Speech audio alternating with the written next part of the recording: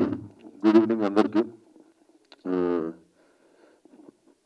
Firstly independent cinema అంటే నాది first cinema వెళ్ళిపోమాకే చాలా అంటే ఇప్పుడు బ్రహ్మాజీ అని చెప్పినట్టే ఉంటుండే. నేను కైనెటిక్ నోవా వేసుకొని అమీర్పేట పోయి షూటింగ్ చేస్తుండే. మేము ఆ సినిమా మొత్తం 13 లక్షల్లో చేసామన్నట్టు.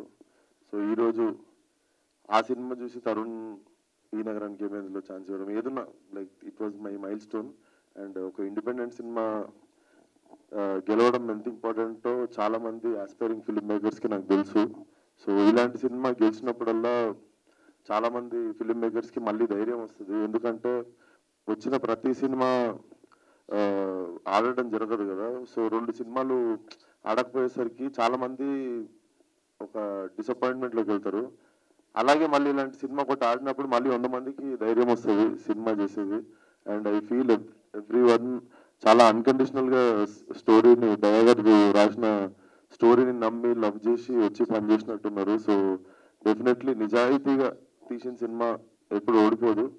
And I can sense it సినిమా నిజంగా చాలా బాగుండబోతుందని. టీజర్ చూడగానే కూడా I was very much thrilled అన్నట్టు. So all the best to the whole team.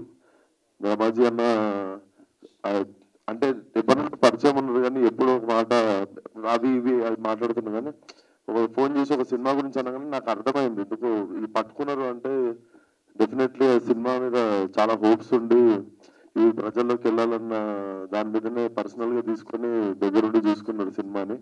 So poster మీద ఉన్న ప్రతి ఒక్కరు టీజర్లో ఆమని గారు సుధాకర్ గారు అందరూ amazing performance. So definitely film should do really well.